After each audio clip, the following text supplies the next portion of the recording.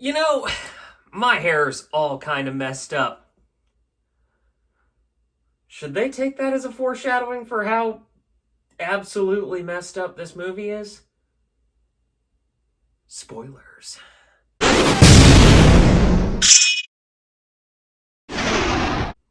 Alright guys, gals, and everything in between, I'm here today to review for you Jurassic World Rebirth. So Jurassic World Rebirth is the seventh film in the Jurassic Park franchise. Which, I mean, cool for Jurassic Park, but at the same time, there's been some peaks, there's been some dips, and lately there's been more dips than peaks. I think you can tell where we're going with this review. I mean, I try to hide spoilers, but we all know where this is going. Oh, God. So, Jurassic World Rebirth stars Scarlett Johansson and Mahershala Ali. I think I'm saying his name right. He's supposed to play Blade in a Marvel movie that's probably never going to happen.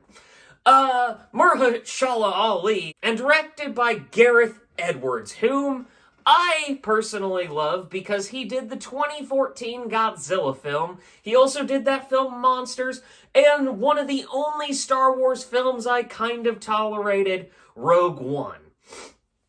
So, yeah, they did all right with the cast and crew of this film. What could go wrong?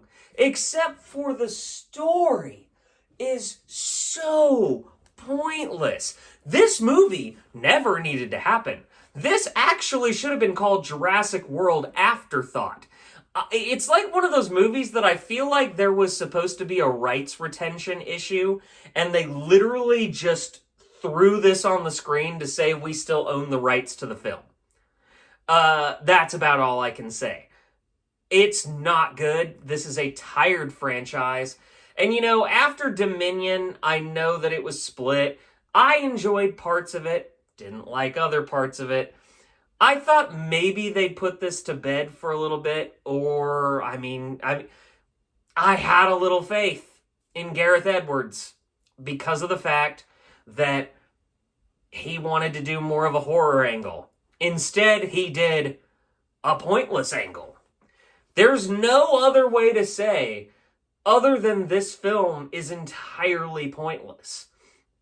The plot is basically they think they can cure a really bad disease by getting DNA from the worst dinosaurs, but they have to be alive. So they hire a mercenary and the mercenary's crew for a lot of money. And there's the shady business guy. You already can see where this is going.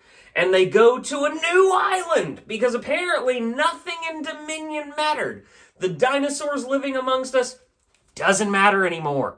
They negated it, which just goes to show if you want a cohesive franchise, you have to at least have some kind of continuity that makes sense. Just being like, oh, last film when the dinosaurs were just living everywhere, oh, now they don't. They live in this little equator area. And, of course, dumb side human characters are there, and main character humans are there. And then they got to extract the DNA. Positives.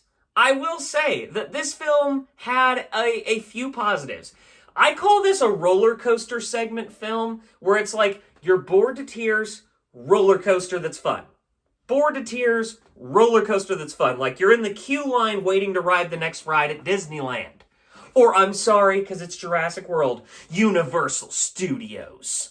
I'm a man of principle. I remember who made what. Big fish segment. Entertaining.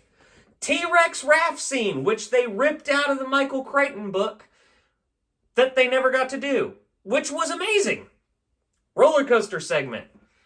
And then they have the lamest third act in a freaking Jurassic Park movie ever.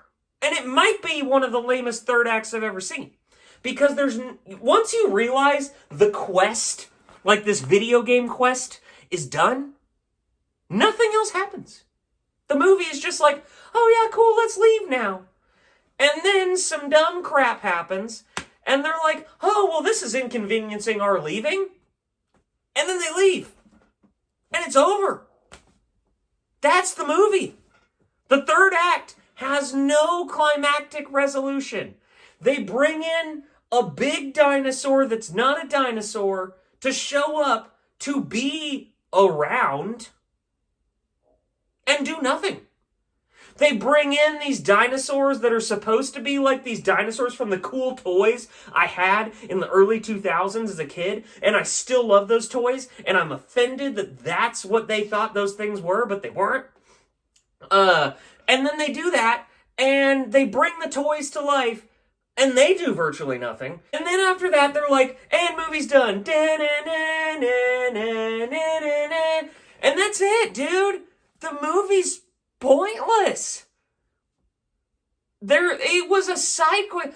Okay, ages ago, for those of you who have been tolerating my channel for years, I reviewed Live Free or Die Hard and said it felt like a filler movie. This feels like a filler movie, like Live Free or Die Hard.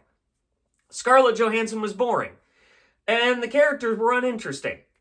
Barely did anything. Mahershala Ali was the only interesting character because he had some humanity, which then make him the main character. But then the human characters in the boat are the dumbest people possible that you don't even want them to succeed.